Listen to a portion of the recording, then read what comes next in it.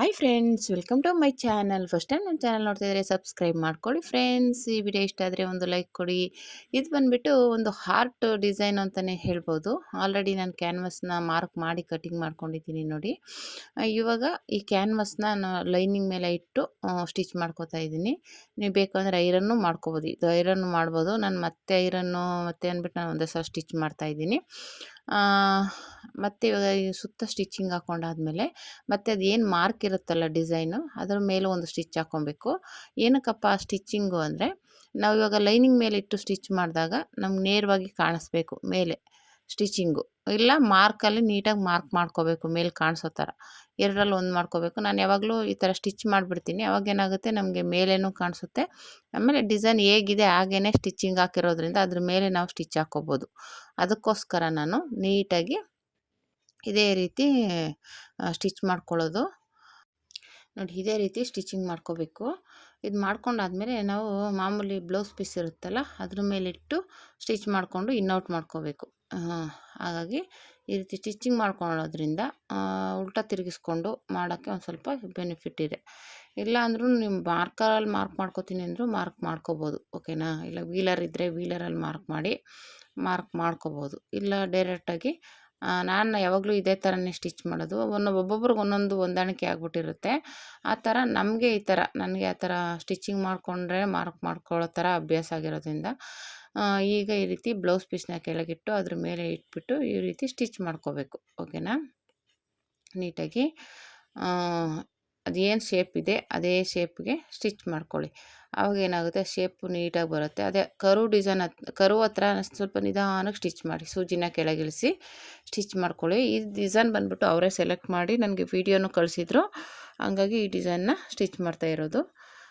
ಕೆಲವೊಬ್ಬರು ಲಿಂಕ್ ಕಳಿಸ್ತಾರೆ, ಕೆಲವೊಬ್ಬರು ಫೋಟೋ ಕಳಿಸ್ತಾರೆ. ಅವ್ರಿಗೆ ಯಾವ ಡಿಸೈನ್ ಬೇಕು ಅಂತ. ಆದರೂ ಡಿಸೈನ್ ಡಿಫ್ರೆಂಟಾಗಿ ಹುಡುಕ್ತಾರೆ. ಡಿಸೈನ್ಸ್ಗಳ್ನ ನೋಡಿ, ಎಷ್ಟು ಡಿಫ್ರೆಂಟಾಗಿರೋ ಡಿಸೈನ್ ಸೆಲೆಕ್ಟ್ ಮಾಡಿದ್ದಾರೆ ಅಂದರೆ. ಇವ್ರದ್ದೇ ಇನ್ನೂ ಒಂದು ಬ್ಲೌಸ್ ಸ್ಟಿಚ್ ಮಾಡಿದ್ದೀನಿ, ಅದು ನೆಕ್ಸ್ಟ್ ವೀಡಿಯೋದಲ್ಲಿ ಹಾಕ್ತೀನಿ. ಮತ್ತು ಇವಾಗ ಇದಕ್ಕೆ ಇನ್ನೊಂದು ಸೈಡು ಅದಕ್ಕೆ ಸ್ಟಿಚಿಂಗ್ ಆದಮೇಲೆ ಒಂದು ಸೈಡ್ ಇನ್ನೂ ಚಿಕ್ಕದು ಆರ್ಟ್ ಬರುತ್ತೆ, ಅದಕ್ಕೆ ಮಾರ್ಕ್ ಮಾಡಿಕೊಂಡೆ. ಅದಕ್ಕೆ ಎಕ್ಸ್ಟ್ರಾ ಸೀರೆ ಪೀಸಲ್ಲಿ ಕೊಡಬೇಕು. ಅದಕ್ಕೆ ಸ್ವಲ್ಪ ಸೀರೆ ಪೀಸ್ ತೊಗೊಂಡಿದ್ದೀನಿ. ಅದನ್ನು ಮಾರ್ಕ್ ಮಾಡಿಕೊಂಡು ಅದಕ್ಕೆ ಎಷ್ಟು ಬೇಕೋ ಅಷ್ಟು ಬಟ್ಟೆನ ಕಟ್ ಮಾಡಿಕೊಂಡು ಇವಾಗ ಕ್ಯಾನ್ವಾಸ್ನ ಅಟ್ಯಾಚ್ ಮಾಡ್ಕೋತಾ ಇದ್ದೀನಿ. ಕ್ಯಾನ್ವಾಸ್ ಅಟ್ಯಾಚ್ ಮಾಡಿಕೊಂಡು ಮತ್ತೆ ಅದರದ್ದು ಎಕ್ಸ್ಟ್ರಾ ಪೀಸು ಸೀರೆ ಪೀಸ್ ತೊಗೊಂಡಿದ್ದೀನಲ್ಲ, ಅದು ಗ್ರೀನ್ ಕಲರ್ ಇದೆ, ಅದನ್ನು ಅಟ್ಯಾಚ್ ಮಾಡಿಕೊಂಡು ಅದು ಏನು ಶೇಪ್ ಇದೆ ಆ ಶೇಪ್ಗೆ ಸ್ಟಿಚ್ ಮಾಡ್ಕೋಬೇಕು. ಒಂಥರ ಡಿಫ್ರೆಂಟಾಗಿದೆ ನೋಡೋದಕ್ಕೆ, ತುಂಬ ಚೆನ್ನಾಗಿದೆ ಡಿಸೈನು.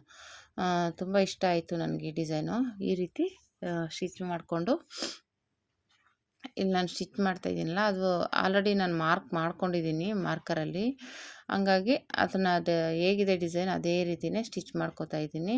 ಅದು ಒಂದು ಸೈಡ್ ಆರ್ಟ್ ಬರುತ್ತೆ, ಇನ್ನೊಂದು ಸೈಡ್ ಅದರಲ್ಲಿ ಮಾರ್ಕ್ ಮಾಡಿರ್ತೀವಿ, ಇನ್ನೊಂದು ಸೈಡ್ ಇದರಲ್ಲಿ ಮಾರ್ಕ್ ಮಾಡಿ ಜಾಯಿಂಟ್ ಮಾಡ್ಕೋಬೇಕು. ಒಂಥರ ಡಿಫ್ರೆಂಟಾಗಿದೆ. ಅಂದರೆ ಇದನ್ನು ನಾವು ಹೇಳೋದಕ್ಕಿಂತ ನಾನು ಸ್ಟಿಚ್ ಮಾಡಿದಾಗಲೇ ನಮಗೆ ಎಕ್ಸ್ಪೀರಿಯೆನ್ಸ್ ಆಗೋದು, ಓಕೆನಾ. ಅದು ಯಾವ ರೀತಿ ಬಂತು ಅಂತ ನೋಡ್ಕೊಂಡು ಸ್ಟಿಚ್ ಮಾಡಿದಾಗಲೇ ಒಂಥರ ಗೊತ್ತಾಗೋದು. ನೋಡಿ, ಈ ರೀತಿ ಎಕ್ಸ್ಟ್ರಾ ಬಟ್ಟೆ ಎಲ್ಲ ತೆಗೆದುಬಿಟ್ಟು ರೆಡಿ ಮಾಡಿಕೊಂಡು ಉಲ್ಟಾ ತಿರುಗಿಸ್ಕೋಬೇಕು. ಅದು ನ್ಯಾಚ್ ಹಾಕಿ ನೀಟಾಗಿ ಕರು ಡಿಸೈನ್ ಎಲ್ಲ ನ್ಯಾಚ್ ಹಾಕ್ಕೋಬೇಕು. ಆವಾಗಲೇ ಅದು ಡಿಸೈನ್ ತಿರುಗೋದು, ಇಲ್ಲಾಂದರೆ ಡಿಸೈನ್ ತಿರುಗಲ್ಲ, ಓಕೆನಾ. ತಿರುಗಬೇಕಂದ್ರೆ ಇದೇ ಬಟ್ಟೆ ಅಂತಲ್ಲ, ನೀವು ಯಾವ ಡಿಸೈನ್ ಸ್ಟಿಚ್ ಮಾಡಿ ಕರು ಡಿಸೈನಲ್ಲೆಲ್ಲ ನೀಟಾಗಿ ನ್ಯಾಚ್ಗಳು ಹಾಕ್ಕೊಂಡ್ರೆ ನೀಟಾಗಿ ತಿರುಗುತ್ತೆ. ಇಲ್ಲಾಂದರೆ ಆ ಥರ ಸೂಜಿಲಿ ಸ್ವಲ್ಪ ಮೇಲೆ ಎತ್ತಬೇಕಾಗುತ್ತೆ, ಯಾಕಂದರೆ ತುದಿ ಒಂಥರ ಕರು ಡಿಸೈನ್ ಇರುತ್ತಲ್ಲ, ಅದಕ್ಕೋಸ್ಕರ ಅದನ್ನು ಸ್ವಲ್ಪ ಸೂಜಿಲಿ ಮೇಲೆತ್ತಿ ನೀಟಾಗಿ ಐರನ್ ಮಾಡಿಕೊಂಡು ರೆಡಿ ಮಾಡ್ಕೋಬೋದು, ಓಕೆನಾ. ಈ ರೀತಿ ನ್ಯಾಚ್ ಹಾಕ್ಕೊಂಡು ನೀಟಾಗಿ ತೆಗೀರಿ. ನ್ಯಾಚ್ ಹಾಕಲಿಲ್ಲ ಅಂದರೆ ಅದು ತಿರುಗಲ್ಲ, ಗಂಟು ಥರ ಸಿಗೋಕೊಳ್ಳುತ್ತೆ. ನ್ಯಾಚ್ ಹಾಕಿದ್ರೆ ನೀಟಾಗಿ ಬೆಳಕುತ್ತೆ ಅದು, ಓಕೆನಾ. ಇದೇ ಅಂತಲ್ಲ, ನಾನು ಹೇಳಿದಾಗೆ ಯಾವುದೇ ಆದರೂ ಅಷ್ಟೇ, ನೀಟಾಗಿ ನ್ಯಾಚ್ ಹಾಕಿದ್ರೆ ನೀಟಾಗಿ ತಿರುಗುತ್ತೆ. ಯಾವ ಬಟ್ಟೆ ಆದರೂ ಅಷ್ಟೇ, ಓಕೆನಾ.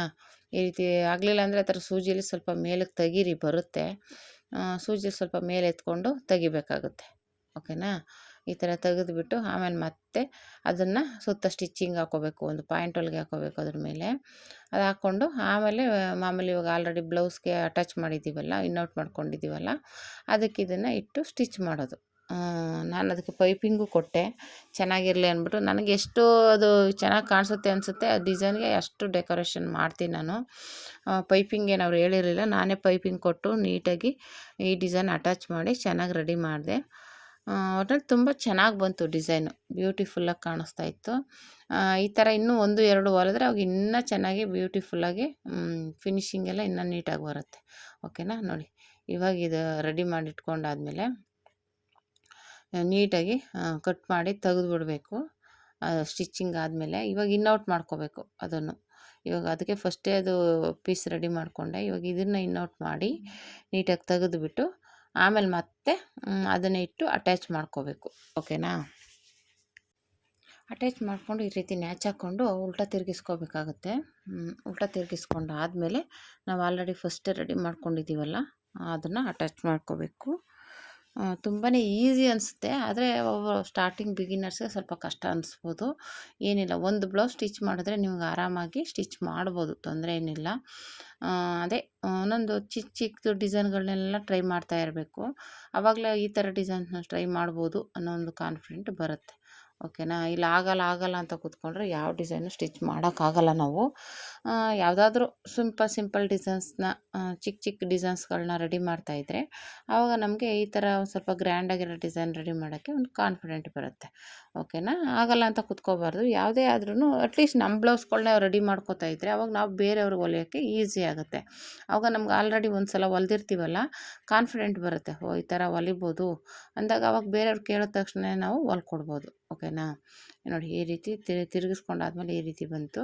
ಇವಾಗ ಸುತ್ತಲೂ ಸ್ಟಿಚಿಂಗ್ ಹಾಕೋಬೇಕು. ಅದು ಸ್ಟಿಚಿಂಗ್ ಮಾಡಬೇಕಾದ್ರೆ ಮಿಷಿನಲ್ಲಿ ಹೊಲಿಗೆ ಸರಿಯಾಗಿ ಬಂದಿಲ್ಲ, ಅದಕ್ಕೋಸ್ಕರ ಸ್ವಲ್ಪ ಸ್ಟಿಚಿಂಗನ್ನ ಕಟ್ ಮಾಡಿ ಹೊಲ್ದಿದ್ದೀನಿ.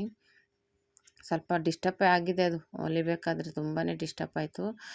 ಮಿಷಿನ್ ಏನೋ ರಿಪೇರಿ ಆಗಿಬಿಟ್ಟು ಸರಿಯಾಗಿ ಸ್ಟಿಚಿಂಗ್ ಬರಲಿಲ್ಲ. ಅವ್ರಿಗೆ ಅರ್ಜೆಂಟ್ ಬ್ಲೌಸ್ ಕೊಡಬೇಕು. ಅವಾಗ ಇನ್ನೇನು ಮಾಡೋಕ್ಕಾಗುತ್ತೆ, ಹೇಗೋ ದಾರನ ಕಟ್ಟಾಗ್ತಾಯಿದ್ರು ಅಡ್ಜಸ್ಟ್ ಮಾಡಿ ಹೊಲ್ದಿರುವಂಥದ್ದು ಈ ಬ್ಲೌಸ್ ಹೊಲಿಯುವಾಗ. ಅಷ್ಟು ಫಜೀತಿ ಆಗಿತ್ತು. ಹಂಗಾಗಿ ಅದಕ್ಕೆ ದಾರನ ಅಲ್ಲಲ್ಲೇ ಕಟ್ ಮಾಡಿ ಹೊಲ್ದಿದ್ದೀನಿ. ನೋಡಿ ಈ ರೀತಿ ಕೆಳಗಡೆ ನೀಟಾಗಿ ಫೋಲ್ಡ್ ಮಾಡಿಕೊಂಡು ಎಮ್ಮಿಂಗ್ ಮಾಡ್ಕೊಬೋದು, ಇಲ್ಲ ಸ್ಟಿಚಿಂಗ್ ಮಾಡ್ಕೊಬೋದು. ಓಕೆನಾ. ಈ ರೀತಿ ರೆಡಿ ಆಯಿತು ಡಿಸೈನು. ಇವಾಗ ನಾವು ಆಲ್ರೆಡಿ ಫಸ್ಟ್ ರೆಡಿ ಮಾಡ್ಕೊಂಡಿರೋದನ್ನು ಆ ಡಿಸೈನ್ ಆಲ್ರೆಡಿ ಶೇಪ್ ಕೊಟ್ಟಿದ್ದೀವಲ್ಲ ಅದಕ್ಕೆ ಶೇಪ್ಗೆ ಅಡ್ಜಸ್ಟ್ ಮಾಡಿ ಸ್ಟಿಚ್ ಮಾಡ್ಕೋಬೇಕು. ಅದು ಹಾರ್ಟ್ ಥರ ಕಾಣಿಸ್ಬೇಕು ನಮಗೆ. ಅಂದರೆ ಚಿಕ್ಕದು 3 ಹಾರ್ಟ್ ಥರ ಬರಬೇಕು, ಅದು ಆ ಥರ. ಅಂದರೆ ಅವರು ಕಳಿಸಿರೋ ಇಮೇಜಲ್ಲಿ 4 ಇತ್ತು, ನಾನು 3 ಅದು ಇನ್ನೂ ಚಿಕ್ಕದಾಗ್ಬಿಡುತ್ತೆ ಅಂದ್ಬಿಟ್ಟು ಸ್ವಲ್ಪ ದೊಡ್ಡದು ಮಾಡಿ 3 ಇಟ್ಟಿದ್ದೀನಿ. ಇನ್ನು ಚಿಕ್ಕದಾಗಿ ಅಷ್ಟು ಚೆನ್ನಾಗಿ ಕಾಣಲ್ಲ ಅಂದ್ಬಿಟ್ಟು ಆ ಥರ ಮಾಡಿದ್ದೀನಿ. ತುಂಬ ಚೆನ್ನಾಗಿ ಬಂತು. ಒಟ್ಟಿನಲ್ಲಿ ಡಿಸೈನ್ ಅಂತವ್ರಿಗೆ ತುಂಬ ಇಷ್ಟ ಆಯಿತು. ನಾನು ಈ ಬ್ಲೌಸ್ಗೆ ನಾನು ಪೌಚ್ ಹೊಲ್ದಿದ್ದು, ಒಂದು ಮ್ಯಾಚಿಂಗ್ ಪೌಚ್ ಹೊಲ್ದಿದ್ದೆ. ನೀವು ಪೌಚ್ ಹೊಲ್ದಿರೋ ವಿಡಿಯೋ ನೋಡಿದರೆ ಗೊತ್ತಾಗುತ್ತೆ. ಸೇಮ್ ಇದೇ ಕಲರ್ ಇತ್ತು, ಅದು ಇದ್ರದ್ದೇನೆ, ಅದು ಬಟ್ಟೆ ಉಳಿದಿರೋ ಬಟ್ಟೆಯಲ್ಲಿ ಆ ಥರ ಹೊಲ್ದು ಎಕ್ಸ್ಟ್ರಾ ಚಾರ್ಜ್ ಮಾಡಿ ತೊಗೊಂಡೆ ನಾನು. ಪಾಪ ಅವ್ರು ಏನು ಮಾತಾಡಿಲ್ಲ, ಅಂದರೆ ಮ್ಯಾಚಿಂಗ್ ಅಲ್ವಾ, ಇಷ್ಟ ಆಗಿ ಅವರು ತೊಗೊಂಡ್ರು. ಆ ಥರ ನೀವು ಏನಾದರೂ ಆ ಥರ ನೋಡಿ ಇದರಲ್ಲಿ ಹೊಲ್ಕೊಟ್ರೆ ಅದು ಒಂದು ಎಕ್ಸ್ಟ್ರಾ 50 ರೂಪಾಯಿ ಬರುತ್ತೆ. ಓಕೆನಾ. ಈ ರೀತಿ ನೋಡಿ ನೀಟಾಗಿ ಬಂತು. ಆ ಡಿಸೈನ್ ಹೇಗಿದೆ ಹಾಗೇ ಸ್ಟಿಚಿಂಗ್ ಮಾಡಿಕೊಂಡೆ. ಫಿನಿಶಿಂಗ್ ಎಲ್ಲ ನೀಟಾಗಿ ಬಂತು. ಬೀಡ್ಸ್ ಎಲ್ಲ ಚೆನ್ನಾಗಿಟ್ಟು ರೆಡಿ ಮಾಡಿದ್ದೆ. ಫೈನಲಿ ಈ ರೀತಿ ಬಂತು ನೋಡಿ ಡಿಸೈನ್. ಒಂಥರ ತುಂಬ ಬ್ಯೂಟಿಫುಲ್ಲಾಗಿತ್ತು. ಮತ್ತು ಆ ಕಡೆ ಈ ಕಡೆ ಎಲ್ಲ ನೀಟಾಗಿ ಸ್ಟಿಚಿಂಗ್ ಹಾಕ್ಕೊಂಬಿಡಿ, ಡಬಲ್ ಸ್ಟಿಚ್ ಹಾಕಿ ರೆಡಿ ಮಾಡ್ಕೋಬೇಕು. ನೋಡ್ಕೋಬೇಕು ನಾವು ಎಲ್ಲೆಲ್ಲ ಸ್ಟಿಚಿಂಗ್ ಹಾಕಬೇಕಾಗತ್ತೆ ನೋಡಿಕೊಂಡು ರೆಡಿ ಮಾಡ್ಕೋಬೇಕಾಗತ್ತೆ. ಒಟ್ಟಲ್ಲಿ ಡಿಸೈನ್ ಅಂತೂ ಬ್ಯೂಟಿಫುಲ್ಲಾಗಿ ಬಂದಿದೆ. ನೀವು ಒಂದು ಸಲ ಟ್ರೈ ಮಾಡಿ ಹೇಗೆ ಬಂತು ಅಂತ ಕಮೆಂಟ್ ಮಾಡಿ. Thank you for watching friends.